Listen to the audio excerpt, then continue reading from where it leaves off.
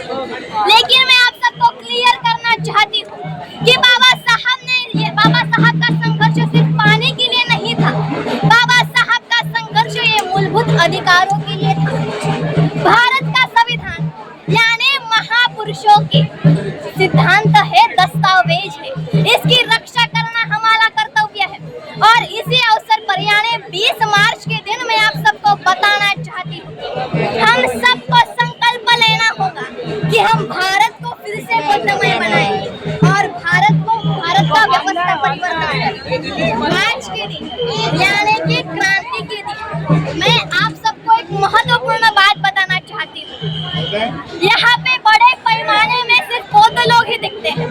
क्या बाबा साहब का संविधान सिर्फ बौद्ध लोगों के लिए था?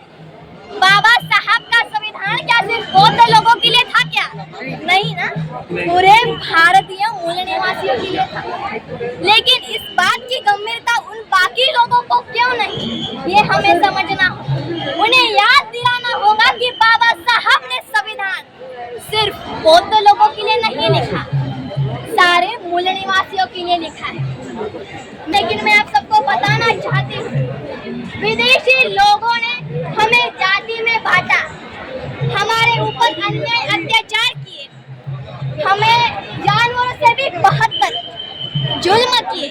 लेकिन बाबा साहब ने उस 5000 सालों की गुलामी को संविधान के माध्यम से हमें सच्चा स्वर्ग दिलाया, यानी इंसान बनाया। तो बाबा साहब के आभार मानकर हमें बाबा साहब का अधूरा कार्य पूरा करना है। जय भीम बोलो जोर से, जय भीम, जय भीम, जय भीम। हाँ, जय भीम।